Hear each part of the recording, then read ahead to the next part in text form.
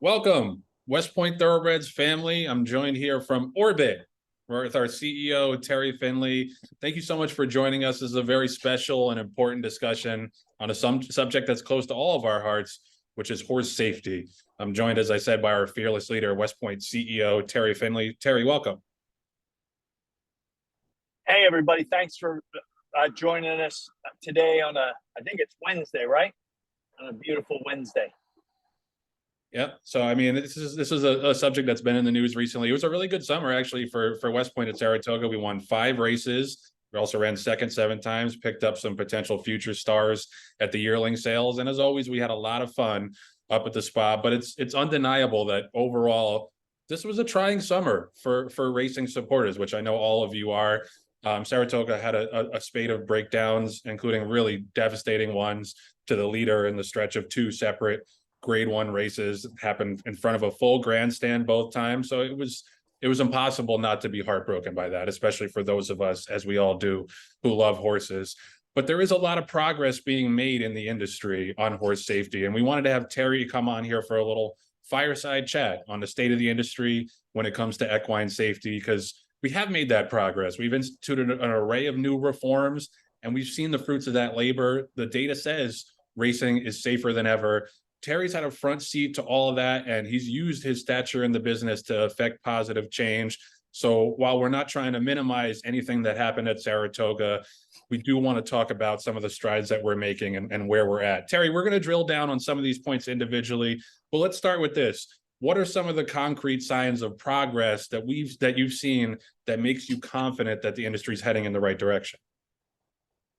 And Joe, I tell you, I do agree with the outlook. You know, when the tragedies happened up there and the accidents happened, you couldn't really draw it up any worse. You know, 2 undefeated superstars. They were both 3-year-olds, and they were both finishing the races when the accidents happened. And so, obviously, we've talked to a lot of our partners and other people that are associated with the West Point family. So we thought it'd be a good idea just to come together to talk about these things. Not be, a rah-rah and say, we need to put those aside and we need to, talk and to focus on the things, the progress we made. You know, what we've all endeavored to do is to try to be balanced and to be honest and really upfront with our partners and our prospective partners on, the things that are wrong, with our industry, especially in the on the side of the safety of our equine and our jockeys, but our equine athletes. And so I appreciate everybody joining the call today. You asked me about what we're doing, and I know we'll talk about the specifics, but really, when you look at the last 10 years and you look at the Jockey Club injury database, right, 10 years ago, it was almost double the rate it is today. So today it's about 1.25 per every 1,000 starts, right, that we have an accident, right, that needs a horse to be put down.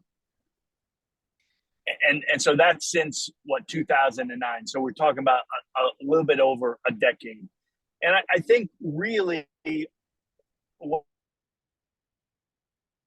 we're doing from soup to nuts. And now with HISA and the implementation of the 2 parts of HISA, right, we're seeing it and we're seeing the benefits across the country in a uniform way. So we still have a ton of work to do, right? There's no way in the world anybody can get by that. What I'd like to convey to people is a very difficult Saratoga meet. The reforms and the progress that I've seen in any number of us on the West Point team, especially since 2019 when we had that cluster at the Santa Anita meet. I think that period of change and progress has been, I'd say, more significant than any other 4-year period in the history of our industry. Yeah, I mean, and the data speaks to that. Obviously, the individual incidents are no less tragic and no less devastating because of that. But this is what this is about, just to give some broader context to where the industry is at, the progress we've made, but also the strides we still have to make. You mentioned HISA. You know, we talk a lot about the importance of the Horse Racing Integrity and Safety Act, that you've been a strong supporter of. And, you know, there's been some bumps in the road along the way in terms of people suing to try to stop it. And, you know, a little bit of a bumpy rollout of some of the rules and regulations. But obviously, the long awaited unification of the rules and regulations in this industry is crucial, because that's something that this industry has struggled with for a very long time, is having very fractured implementation of rules. Terry, can you talk specifically about why that's so important and what some of the reforms that HISA is putting into place are that will help keep horses more safe? Yeah, Joe, I sure can. You know, yes, we as a company have been very supportive of the effort. I guess it started in 2015, when right, the notion of a federal oversight and really federal intervention into our business was started. And we've talked about that before. We've written about it, but really, when you look at it, I'd love to give some specifics that I know is really, really putting HISA in a position to make really dramatic increases in the safety and the welfare of our athletes, right, that are participating every day across the country. So I wrote a couple notes. And one thing that I know HISA and the CEO, Lisa Lazarus, is really excited about is in a very short period of time, the data, right, that has come into HISA. So right now, every time you work on a horse, every time a vet, right, does any type of procedure or administers any kind of drug, right, to a horse, it all goes into a system that ultimately ends up at HISA. And they are very, very excited about the prospect of that database and that the ability to analyze and to extract intelligence out of the data. Like, we've never had anything like it. You know, the closest we've had is the injury database, which is great, but it really only addresses, you know, the horses that are injured and not the underlying treatments and what has been done with the horses. So I think the ability right now for HISA and the racetracks and the trainers and the owners and everybody else involved that's trying to do the right thing, I think the ability to extract intelligence is going to be a game changer. And I think we're on the cusp of something really exciting there. I'll give you another thing. You know, I know Jeff Lipson and I have talked about it extensively. He's out in California quite a bit. You know, California has really developed into a model, right, for the rest of the country. You know, one thing that they talk about is the 30-day injection rule right before you run. So let me explain that. Right, most of the states, you have to wait for at least 14 days after you inject the horse's joint, any joint, right? Usually it's front ankles, but it could be hocks and stifles and rear ankles. But you have to wait 14 days. Well, the data that California has accumulated indicates that it's probably a better protocol to go to 30 days before you run. And they've had incredible success. They had very, very few injuries out of Del Mar, and the head of the racing commission out there, who's a veterinarian, and other industry players, including some that were really against HISA, when they look at the data, they see like there's a correlation there. And so what does that mean for the rest of the country? Well, I think that there's a very good chance, right, that Lisa Lazarus and the executives at HISA are going to move that 15-day injection period to 30 days. And so when you think about that, you know, that can happen, and it's probably going to happen any day now.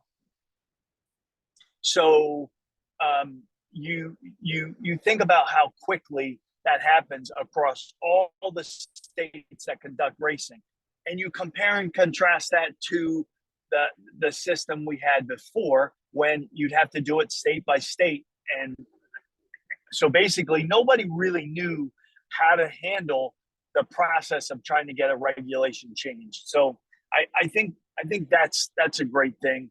I'll move on to my bullet list. That, when you look at the people who, you know, either right, they've made mistakes or they've done something wrong, we're able to adjudicate through HISA in a much more,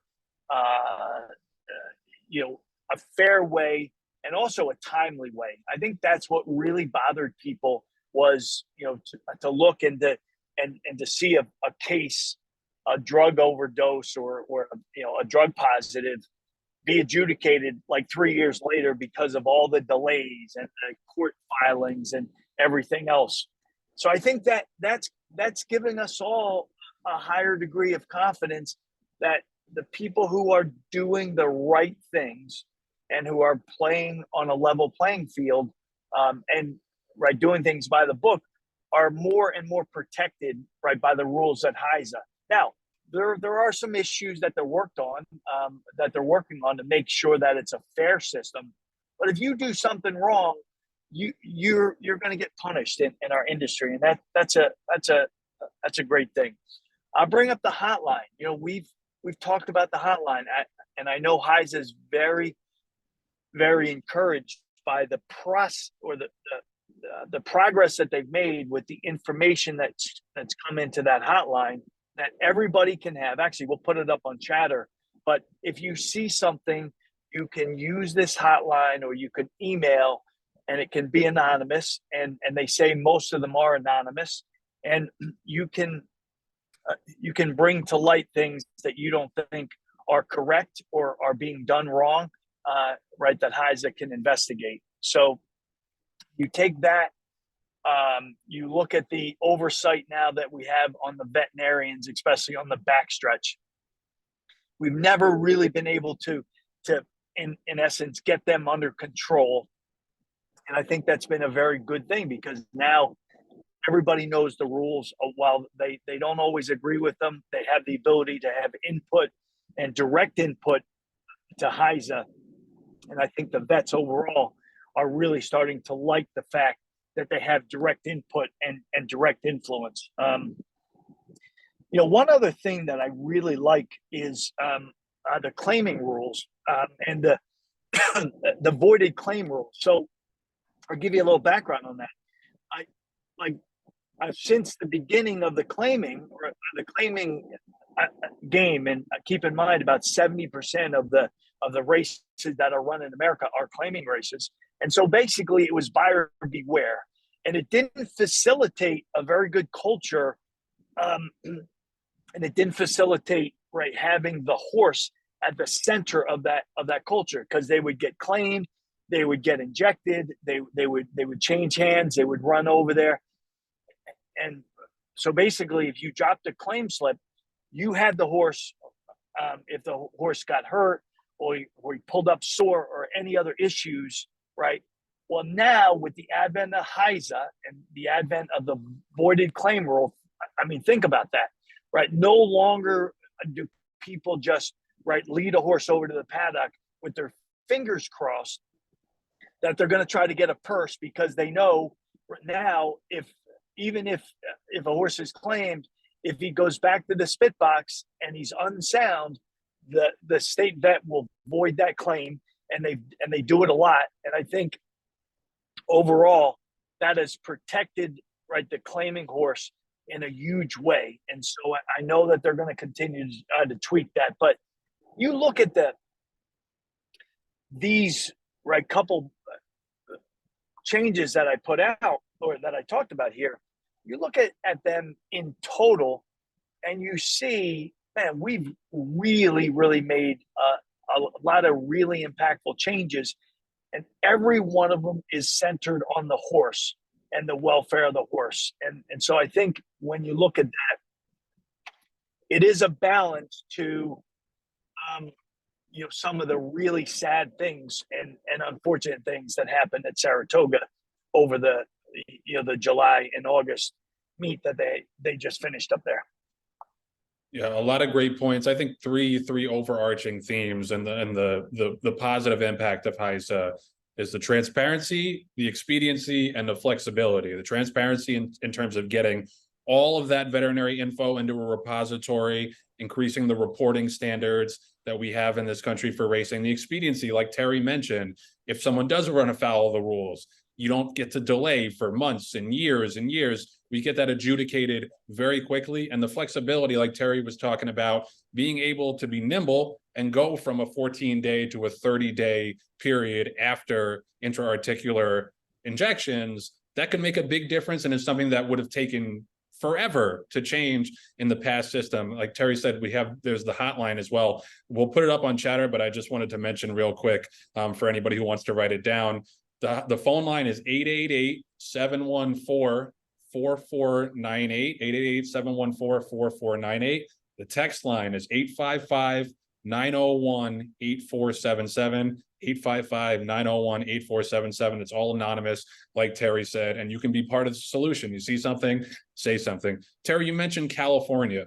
California is the biggest success story that we've had in racing for a long time in terms of increasing safety. Everybody remembers 2019 and what a disaster that was, losing 30 horses during the Santa Anita meet. But California has pretty much done a 180 after that year, and they now have one of the safest regions in the country. They did it a lot with aggressive vet intervention.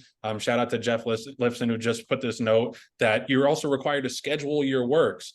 You have to put your works on a special app a day or so before the work. It gives the vets a chance to red flag horses that maybe look bad in their last race, etc., requiring a PET scan or an MRI. Terry, can you just speak to how big of a difference that makes, having eyes on every horse on the ground like California has had, and being able to intervene from a veterinary level? Yeah, I think it's been huge, Joe, and it's really not about what we think. It's about the data, and they just, they're proud. They're very proud out there, as they should be. They implemented some very unpopular rules and changes to protocols. And when I think about the horsemen's groups, they do a lot of good in a lot of different areas, right? Taking care of the backstretch workers, and I'll go off to a tangent here, but I think by and large there were a good number of the horsemen's groups that had too much power, in the sense that their voice, especially on the medication rules and the integrity rules, they had too much impact, because basically what they wanted to do was to run the show and to be the performers, but also, right, provide the oversight, quote unquote. And I think the new leaders in the horsemen's groups have done a very good job, because they realize, especially with the advent of a HISA, that they really don't have as much of a say in the same way that they did before. They still have input, but they have to do it through a process that makes a lot more sense, and they have to write it down, and they have to submit it to HISA, and also submit it to the FTC. There's a regimented process, right, for that.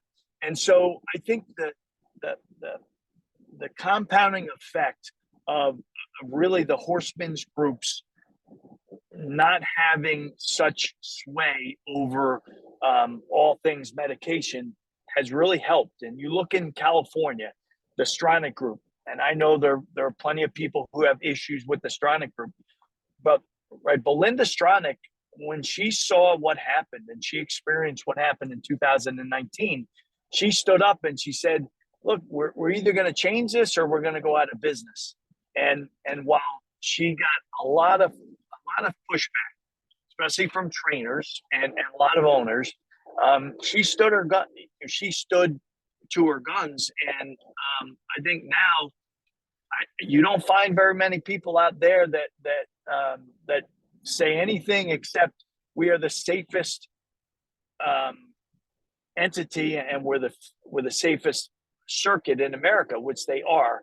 And so I think that all those things that they've learned, when you look at the racetracks and the jockey club, right, the horsemen's groups, there's more cooperation than there's ever been. There truly is, right? More cooperation than there's ever been, right, between those entities. And I think, ultimately, the winner is the horse, and so, gosh, I mean, there's a lot of things,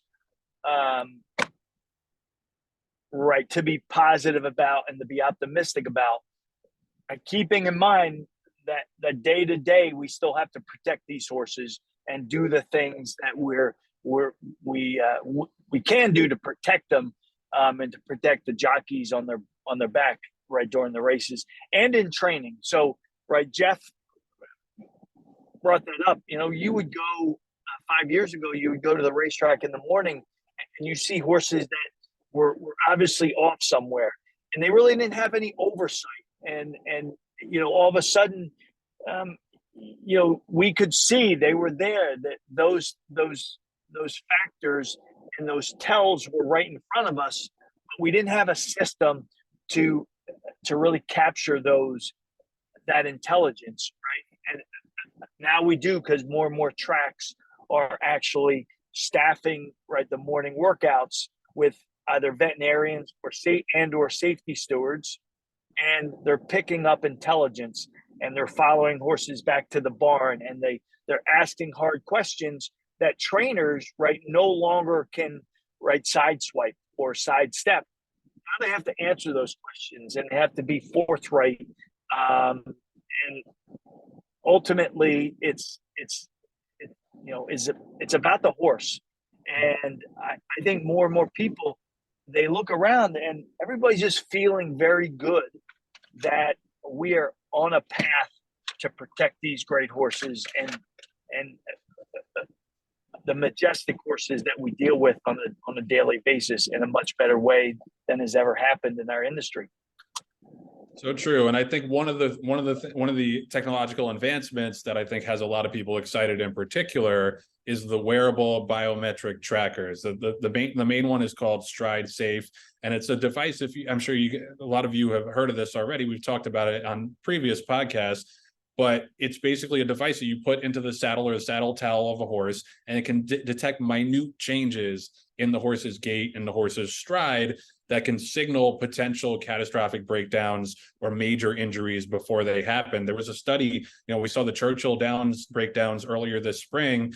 The Stride Safe team went back and looked at the data, and a majority of the 12 horses who suffered fatal injuries had basically red flags on the Stride Safe technology. So this is the kind of thing too, where everything we're talking about is really, really important, but a lot of it is what's really important the most out of all this stuff is early intervention, being able to step in before the accidents happen. You can try to make the tracks as safe as possible. You can have drug reforms, but if you have something that can predict the catastrophic injury before it happens and then jump in and intervene, then we have a chance to get as close to zero as humanly possible. Terry, can you just talk a little bit about Stride Safe and that kind of technology and what that has the potential to do to save horses' lives? Yeah. Well, overall, right, very exciting, Joe. And right, Stride Safe is obviously one product, and there are any number of products all over the world, that people are working on. So I think we're right on the cusp of getting more and more intelligence. I know Jeff Lifson has really been on top of the situation at Churchill, and they're diving in to that date, all the data that they have from that spring meet, which was also, there was a cluster there that really we can't put our finger on, but the data's there, and so you have products like Stride Safe and others that are really right going to help us as they're honed and refined and right made better.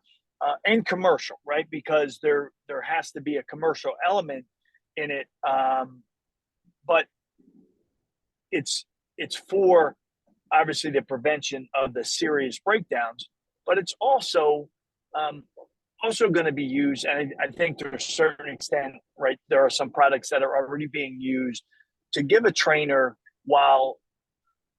information that while the horse is not in danger of a serious break, right? Of getting hurt. And ultimately, when they get hurt, they're usually out of commission for a couple months, if not longer. And so that's time and money out of the horse's career. And it's obviously not a good thing for the trainer, the owner, anybody else involved with the horse. So I think all that technology seems like it's really starting to come forward to give trainers and their veterinarians, as well as racetracks and the regulatory authorities, the ability to start to make projections. And it's not a simple issue, and there are certainly some pitfalls, and we've seen that with the who owns the data, who is going to make the final call if there's a projection that a horse shouldn't run. So all those things, but I would say those things are nowhere near as impactful as having these horses helped in the actual conduct and the management and the continuation of their careers.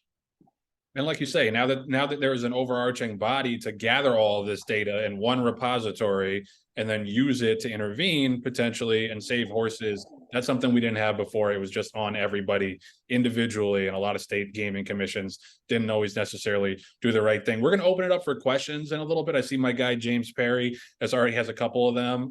Just got a couple more things I want to go over with Terry, and then we'll turn it over to the partners. But this is actually one of the questions that James asked.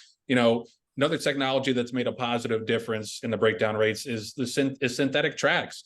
The equine injury database, which we've talked about and can be accessed on the Jockey Club website, it shows that synthetic tracks are consistently safer in terms of preventing fatalities than turf, and especially dirt. I mean, I'm sure a lot of you remember there was that kind of synthetic revolution in the late 2000s in racing. A lot of major racetracks like Keeneland, Santa Anita, Del Mar instituted and put in synthetic tracks, but eventually they mostly did a 180 and they tore up the synthetic tracks, went back to dirt. There were a lot of complaints from owners, traders, breeders, handicappers that the results were random. There were soft tissue injuries were on the rise, and that the history of the game was being drastically rewritten. And admitting ahead of time that there's no panacea, there's no one thing, magic bullet that's going to solve all the equine safety issues. But now there's a renewed call from a lot of people to go back to synthetic tracks because of that superior safety record. Terry, where are you on that? And where do you think the industry is on potentially bringing back synthetics in a big way? Yeah, I'm very intrigued by it. I'd say I'm not a track superintendent, and I think a lot of people try to make themselves out to be track superintendents, and the track is too cuppy, too much water, not enough water,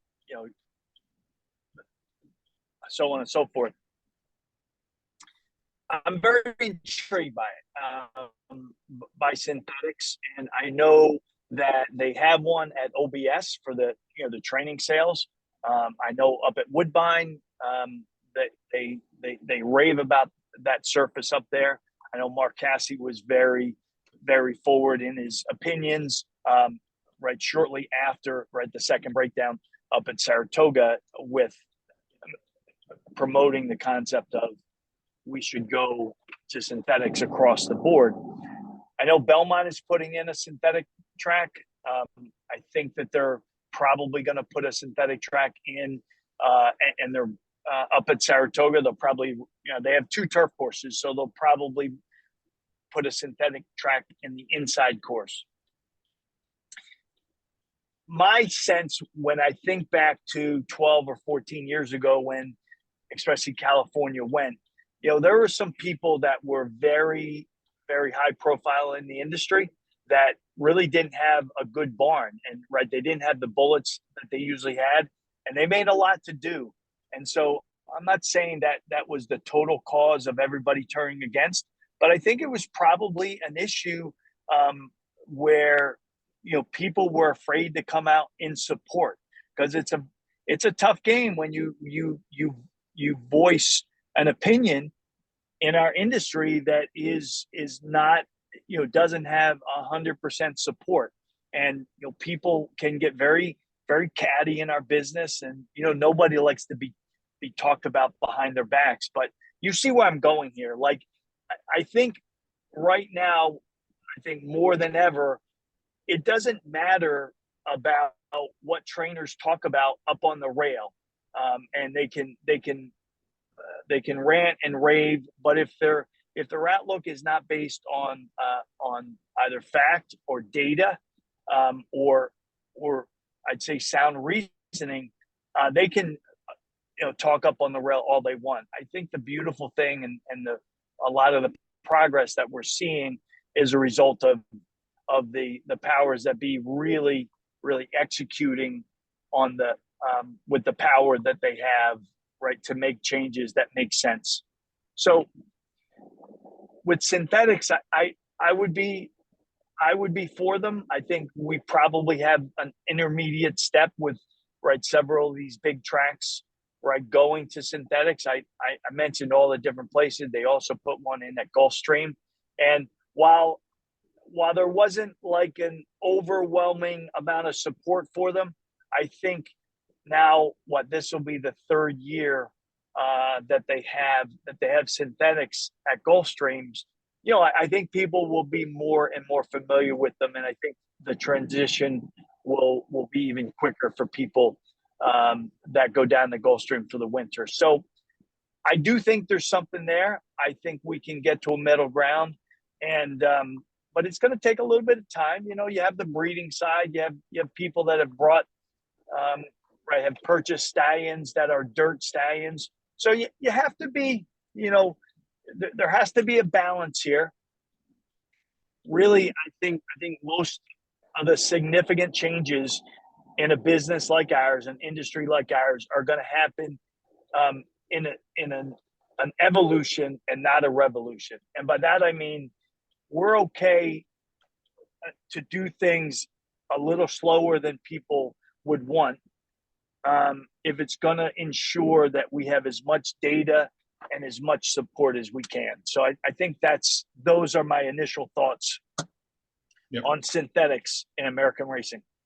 Yeah, well, and it's interesting, like your point about everything being evolution rather than a revolution. There was a synthetic revolution where everybody came and replaced the dirt tracks. That was a little bit hasty. And then I think that we were hasty to rip all of them up and put all the dirt tracks back in. I think what you're saying is true, that there needs to be a transition as a third surface, maybe as a training track for a lot of these places, not necessarily a wholesale replacement of dirt, but something to have next to the dirt, so you can compare apples to apples when it comes to keeping horses safer. Last question for Terry, and then I'll open it up to questions from the partners. Again, if you have questions, just type them in a little Q&A and we'll get to them.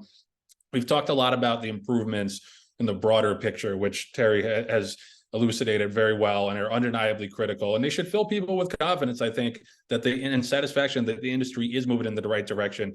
But it's also on everybody individually who race horses, who earn money, who earn a living from horses, to do right by them in their own house. Terry, I can say this coming to West Point with relatively fresh eyes. I've only been here about 8 months or so, that we do right by the horses, and I'm proud to work here because of that. And we don't run them unless we know they're 100%.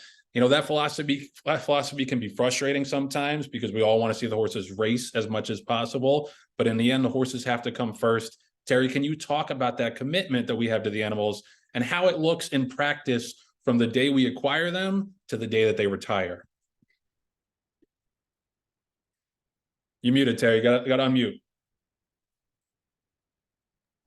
Yeah, I can, Joe. I would say, listen, obviously we, when we present our platform to people who are looking to get into the business, we're very proud of the fact that we've walked the walk in addition to talk the talking, with regards to our horses, and really taking care of them from the day we buy them or the day we breed them until the day they end their racing. And then afterwards, right, for the, to have a comfortable life.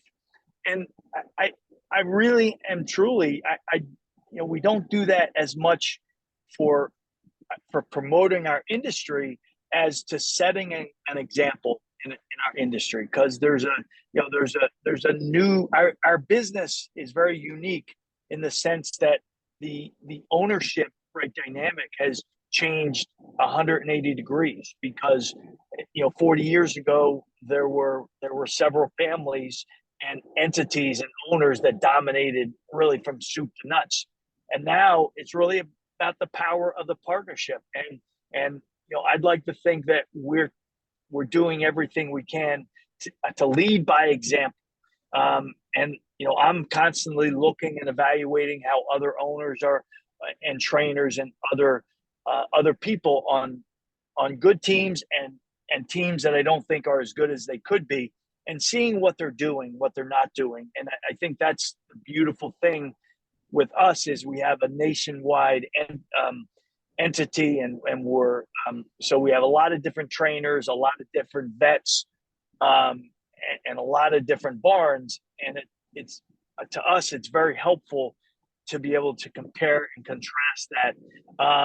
And look, in our business, right, nobody wants to be preached to, and that's one of the things I think we've tried to work on, is we don't need to be making statements on every single thing that goes on in the industry, but we will make statements, and we'll continue to make statements when we're talking about the care and the welfare of our horses and our jockeys. We'll sing, and we'll stand on the mountaintops every single day. So I'll circle back to what I talked about at the beginning. Coming off of a very tough Saratoga meet and a tough spring and summer, right, for the industry overall, we don't want to downplay that. Like, there are still things that we have to and we must do to improve the safety of our business. But I want to always balance that with the really good things and the incredible progress that we've talked about today. It keeps our head up. It's not very difficult if you don't have the full story. It's not very difficult to hang your head in our business. These are tough times, and I do believe strongly, right, that leaders and that people who are dedicated and who are supportive, that's the time when we all can shine and we all can make even more of a mark, when a lot of other people want to hang their heads. We're not hanging our heads. We love this game. We're proud of it. And we are going to play our part, right, to do everything we can to make things better. Perfect. Just perfect way to put a bow on our conversation. We'll open it up to questions now. And yeah, it's you got to talk the talk and walk the walk, and West Point does that, but it's on everybody. It's on everybody individually to do it for their horses. Let's go to James Perry first, who has another question. Churchill put into effect a rule after its issues this spring that only the top 5 finishers get paid. I think this was to prevent folks from running unsound horses, but this makes it harder for the owners to pay the bills. As long as the vets check the horse, why shouldn't they at least get paid enough to cover jockey fees, insurance, et cetera? Your thoughts, Terry? Yeah, James, I know exactly what I thought that was a reactionary move. That was much more about optics than anything else. I can understand if you have somebody who every other horse in their barn, they're running 3 times a month, then you can deal with that person individually. But I thought that was an overreaction. And I heard, I think there's some intelligence in the street that they're going to adjust that. And I think they should. Yep. This is from Richard Alker. Shout out to Doc for jumping on. This is actually something I wanted to ask Terry as well. There's a lot of questions about the strength of the thoroughbred breed itself, specifically whether or not breeding for speed over stamina has made certain pedigrees and certain sire lines more susceptible to injury. What are your thoughts on that, Terry? And what could some of the remedies be to create a stronger breed? Yep. So there's certainly, that's a great question, Doc. And we could probably have a 4-hour just to start the process, the discussion about those things. I'll talk about 2 things that there's been some discussions at the levels that the Jockey Club level and others that are looking at the broad picture. And and that, right, those discussions have centered upon a couple things. One is, um, I think it's very clear that the trainers and owners have been put under the, and veterinarians at the racetrack have been put under the microscope, and rightly so, right? Rightly so. I know one thing, that there's I don't think that there's an owner, trainer, or veterinarian in America who hasn't had their head picked up by the impact of HISA, which is a very positive thing. But to think that that focus, and the advances and the real progress is only going to be, right, constrained to the racing side of our business, I think is folly. I think in time, and I hope it's quicker rather than later, that there's independent oversight, at least of the drug testing, at the sales, and at a competition at the sales. So you basically have some regulation there.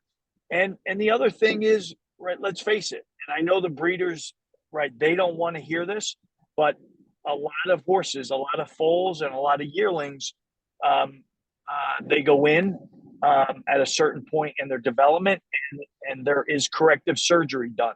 Now, I had a long conversation about 10 days ago with Larry Brandledge, the premier surgeon in the whole world, who's also a Jockey Club Board of Stewards, and we were talking about the whole realm of, right, corrective surgeries. It's not as easy as just, disclosing them, but because there's study and, race records and how it really affects the horses when they get into the racing careers. But at the very least, we should be moving, right, very quickly towards a point where if you breed a horse and you opt, right, to send that horse in for corrective surgery, and then you send the horse through a sales ring, you're obligated, and it is a demand made on you, that you disclose that corrective surgery. I think that would start the process, right, to giving us a chance to analyze the intelligence that would come out of that, and it'd be more transparent. And I think it would be better for the breeders, the sales companies, the trainers, the owners, and vet. I think it'd be great for everybody. And I myself am going to be an advocate, right, to make those two moves at the sales and for corrective surgeries. Got a bunch of more questions coming in, so I'm going to fire these at you. Richard Tasjan says, does West Point require its trainers to give notice of intra-articular injections, which we were talking about before? And if so, do we have a policy for not racing for 30 days outside of California where that's already mandated? Yeah, good question. We, up to now, I'd say, Richard, no, we don't. We want our trainers to train and to manage. And I've looked at it. We have in the past, right, wanted to be part of that loop, and not to say we're laissez-faire, but we want them to be able to do it, and because they think that they're going to help and improve a horse and improve their condition and their status. Well, then we're all for it. But you bring up a good point. I don't think, right, that's going to be an individual thing. I think very soon, I think HISA is going to expand to the 30-day mark. But your point is very well made. I think owners across the country should feel an obligation to be more involved in the management and their and the oversight of the trainer and the veterinarian, right, within reason. So that's something that we're definitely going to explore. Sal has a question about insurance. How has this affected insurance, both mortality and liability? Are the vets that are going to be required to certify going to be able to get professional liability insurance? Way over my head, Terry. Go ahead. No, I think that's certainly going to come into play. Look, I think it was probably especially the last couple of years, as tracks and as the commissions have done a better job, diving into the situations that surrounded, say, fatal breakdowns or a horse getting really hurt. they looked across the spectrum, and so they were basically doing this. They started doing this a couple years ago, but that's a very interesting question, and I'm writing that down, and I want to ask our insurance agent because I think that could be very, I'd say, relevant to owners and trainers going forward if there's an added impact, right, especially to the veterinarians. I would say, insurance costs across the industry have gone up, significant. I wouldn't say they've skyrocketed, but right, keep in mind, um, especially on the mortality side, it's not that big of an industry anymore in terms of, 15, 20 years ago, there were 50,000 foals. Now there are 18,000 foals. So that book of business overall, right, most of it goes through Lloyd's of London. And, while they still want to be in the business, they've been able to change some of the parameters. And when insurance companies are able to change parameters, it's usually not a good thing for the insured. And I think that's the case here as well. This is a question from Steve, which I've had this question for a while, and I'm not sure if Terry has the answer. And hopefully HISA is one of the things that will help remedy this situation. He says, why does it take so long for blood tests to come back? Using as an example, the issues with Forte and Justify. Yeah. Well, I think I don't know specifically the details other than what I read and what I'm sure most people on this call, if not all of us, have read. I do know there's a new sheriff in town, and one of the things that they're very proud of is, with the implementation, they were able to mandate that states only use one of five. Right, there are only 5 certified labs in the country that do all the testing. So you can't be under HISA. And like in New York, there was a lab, and the lab director had been there 45 years. And, there was some probing that was done, and there were some questions that were raised. And that lab never got the certification. So there are 5 of them that are certified. They're all equal. They're all synchronized. They're all tested. The QC is done on a very regular basis. So I think just that one part of HISA is so impactful to our horses, and to the process of drawing the blood and the urine and the out of competition testing, that it's going to just keep compounding in a positive way. And so, I think the Forte and the Justify situations, if they weren't poster childs for why we needed HISA, I don't think anything was. Now, a Forte situation would be handled totally different, and a much more transparent and in a much more, I'd say, public way. And I'd offer to you a much better way as well. So, hopefully those types of situations are going to be fewer and far between, right? Because people know that you're not going to fall through the cracks anymore with the HISA system that's in place. Yep.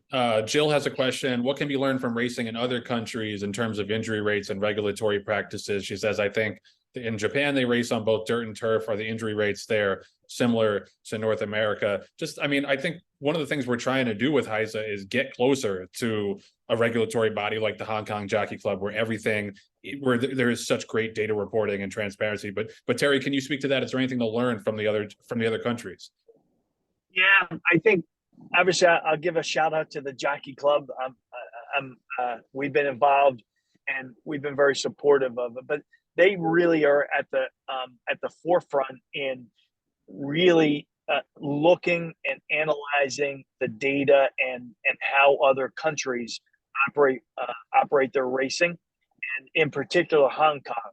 I mean, they have a system that if we could disband our system and we could start it again, there's a good chance it would look a lot like the Hong Kong model, where the vets work for the racing association, and all the drugs and supplies are are um, are sold to the trainer and the owners, right, via the vet, but through the racing association, and the super testing and the system and the protocols.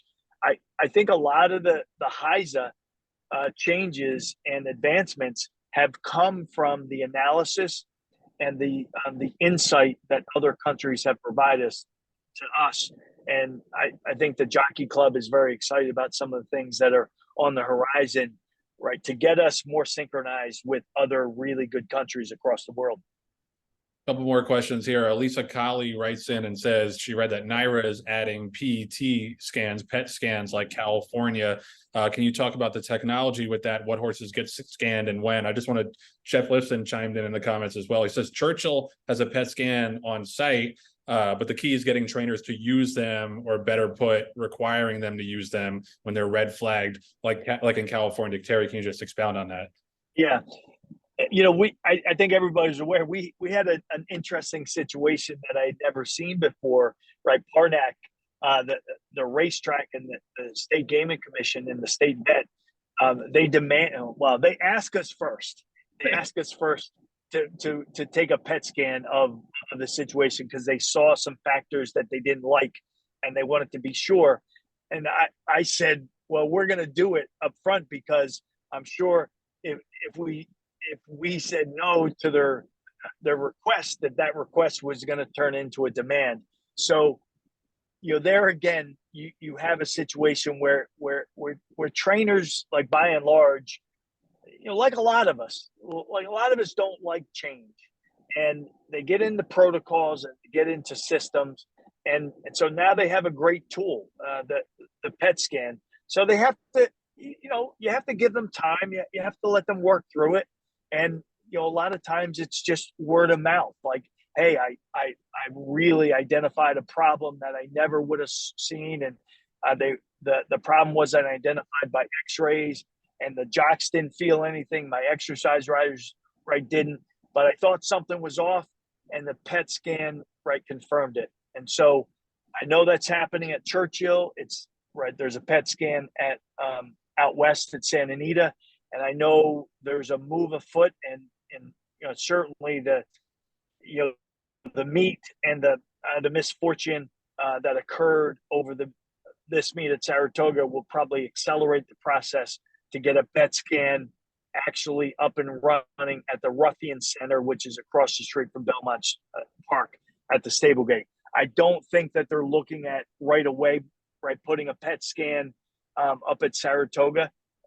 All right, keep in mind, if you have a PET scan, a need for a PET scan, you're probably not right on top of a race. So the fact that a horse would have to ship from Saratoga to Belmont to get a PET scan isn't that big of a deal in the vast majority of cases. Got a couple more here, and thank you to all the partners. These are great questions. One from Mike Tivnan. This was a big discussion point about a year or two ago about limiting stallion books. There was the proposed rule about limiting them to 140 that eventually failed. We're still status quo. Terry, what's your opinion on that? Yeah, I definitely think that there should be a limit. That would probably be a Harvard case study, Mike. The the process that went in, and the comings and goings, and the politics, if you will, and the struggle between, in essence, the Jockey Club and a couple large breeders, and ended up getting involved with Kentucky state politics. So it's an interesting situation. We weren't able to implement the 140, and that would have been, I believe, for the class of the foals of 2020. So all the 3-year-olds that were going to stand, as stallions, they would have been under the cap. It didn't get put into effect, but I think sooner or later, there's going to have to be some give on behalf of the big breeders. I think the industry, the market, by and large, I'll say, I don't think I don't think that those large books are going over as well today as they were, say, 10 years ago. You know, when you've got 225, justifies, and you can go right down the list. I don't really have, I don't want to be a hypocrite. Like if I had a big time stay, and we do have a big time stay, let me rephrase that. And we vowed from the very beginning, we said when he goes to stud, he's going to be at 150 or thereabouts, and he's at 152. Now, I know Flightline is not your normal situation, and I don't want to draw any analysis or like analogies there with there are several farms that are basically the offenders, if you will, and I don't say that in a negative way, but you've got Coolmore, you've got Spendthrift, and you've got some others that automatically 3 years into a stallion's career, he's covered almost 700 mares. I think intrinsically that doesn't feel right to me, and I think that there are plenty of other people that that don't feel good about that. But aside from that, I think doing this has really narrowed the gene pool to such an extent that when you look at the data and you look at the graphs, you don't feel too good.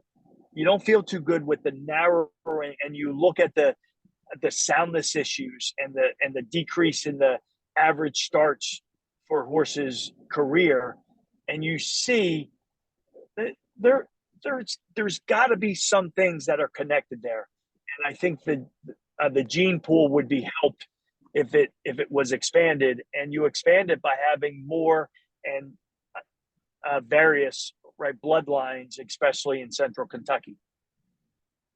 Great answer. Great question. I got one more from Jim. If anybody else has any questions, put them in right now. This is the last one I see on my screen. Jim asked, regarding the data sourced from things like StrideSafe, how much consensus is there among racing officials on what statistical measurements have the most weight in terms of an increased probability for a horse being injured in training or on racing? So what are we looking at specifically with that technology to try to prevent injuries?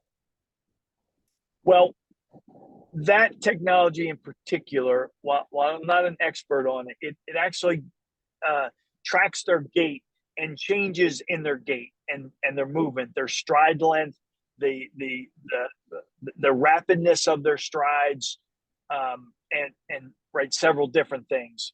So as they're working on that, certainly racetracks are, with the climate we're in, they're being forced to pay attention to that. But that's probably those types of questions, I'd say, Jim, fall under the point I made earlier, is this is a work in progress, and there's going to be a lot of work to do. And you put 10 people in racing in a room, it's a very good chance you're going to get 10 different opinions. So it's going to be a management challenge and a leadership challenge. Our hope is that the data and the products are so good and so powerful that the answers and the pathways will be very clear for us. That might be a pipe dream, but I hope they're as clear as possible. And then we just have to use the power of persuasion and data, and fact, to promote a better path, to use these products. All right. I think that's it for the questions. This has been very educational for me, and I hope for the partners as well. Thank you to everybody for tuning in, submitting those questions. And thank you so much, Terry, for taking an hour out of your day to address this. I know it's very important to all of us, you included. So thanks for the time and thanks for the education, Terry. We appreciate you. Absolutely, Joe. And I would say, people that we engage with in the industry, man, this is such a beautiful industry, and the horses and the people, and the experiences and memories that we all have. I mean, it's a privilege it's not a right to be in this game, and we will never look past the fact that we take that privilege really seriously. And I know everybody else on this call does, and I hope more and more people do, because it's becoming very clear that privilege is not there, and it won't be there in as good of a way it is now if we stop making great progress in protecting everything there is to protect in the safety and the welfare of our horses. Perfectly said. Thanks again, Terry. Thanks to Jeff Lifson and Aaron Birkenhauer and Jeff Lowe and everybody behind the scenes. And thank you, partners, for tuning in and participating. We appreciate you. We'll see you at the races.